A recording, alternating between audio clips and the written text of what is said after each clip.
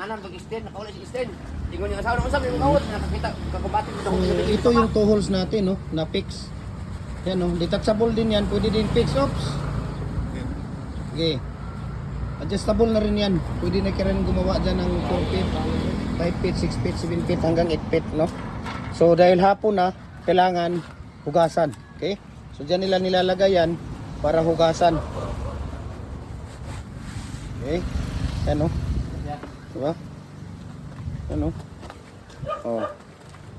So hugasan nila yan para yung loob matatanggal yung latak ng mga concrete natin, no? Para kinabukasan lagyan ulit ng used oil para mas makinis. Tingnan niyo yung mga ginagawa natin. Ayun, napakakinis, oh. Tingnan niyo yung gilid. Dahil merong mga used oil. Ito, Dong, pwede na lang, Dong. Balay, mula na yun ay. Ha? Dahil ang simento na. Ah, okay. So ngayon, ito, ganito lang, no? Huhugasan. Tingnan natin kung paano nila huhugasan yan. Kailangan talaga hugasan, no? Para kinabukasan, lagyan ulit ng tawag dito. Lagyan ulit ng used oil para makinis at makintab, no? Hindi didikit yung concrete yung poste natin kagaya nito, no? Para hindi siya didikit. Ayun, tingnan niyo. 'Di ba? Napakakinis. Ayun, tingnan mo 'yung nasa ibabaw. No, napakakinis. Nasa ibabaw natin, no? Ang kinis-kinis. So ito yung mga ginagawa nila ngayong araw. Ilang sako to, Dong? 5. 5 lahat. Mara. Ayan. So ayan, oh, kailangan hugasan. Ayan, makinis yan, oh.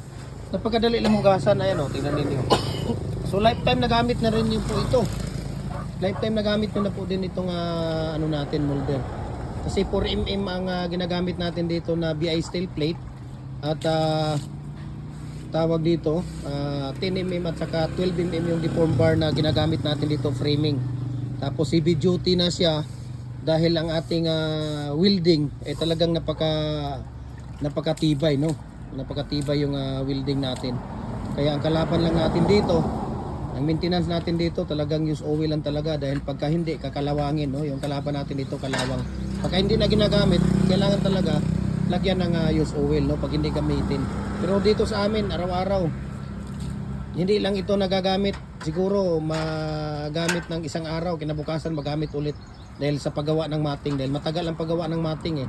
Pagputol, ba? Yan ang pangkundim natin, pakita mo, Dong.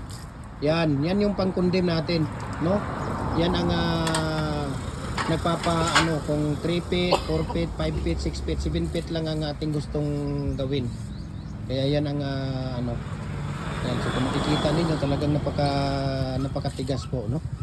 Ayan, so maraming salamat at pakipalo sa ating Facebook page, dahil lahat ng ratio, mixing at tips natin dito sa paggawa ng ating tawag dito ng ating mga concrete products ay makikita ninyo. Kaya i-follow ninyo ito dahil very informative. Dahil kung hindi ka matutong magawa, tumingin ka lang at manonood ka dito sa video natin at talagang tiyak matututo ka. Dahil wala kaming tinatago sa lahat ng aming mga experiences. Sinasabi ko sa inyo mga tips at techniques. Kaya i-follow ninyo ang Gym Hardware, Kukulamber Concrete Products, Balulang Branch, yan Facebook page natin, Gym Hardware, Kukulamber Concrete Products, Kanituan Branch, AAA and F Kukulamber, ang ating personal Facebook account, Felix Tan Pagikan Jr., ang ating Instagram, Felix_Pagikan 2000, ang ating YouTube, Gym Hardware at Kukulamber Concrete Products, at saka yung ating TikTok account at Gym Hardware Cagayan de Oro or Felix Tan Pagikan Jr. para updated po kayo sa lahat ng mga video natin na bago. Okay? Marami tayo, lahat ng hollow blocks, molder natin, hollow blocks, decorative, bricks, mohon, RCPC pipe culvert natin, dragon fruit post, fence concrete post, lahat ng mga concrete products natin talagang dito niyo makikita sa ating mga social media account. Okay? So mabuhay po tayo mga magko-concrete. Importante sa lahat, pag tayo ay nagko-concrete products, kumpleto tayo sa mga design. Dapat lahat ng design mayroon tayo para one-stop shop lang po yung ating customer. Okay? So sana nagustuhan niyo yung video na to at nakakatulong sa inyo. Mabuhay and God bless po, no? Ito po yung mga ano nila ngayong araw, nagawa nila. Okay? So mabuhay and God bless po sa ating lahat.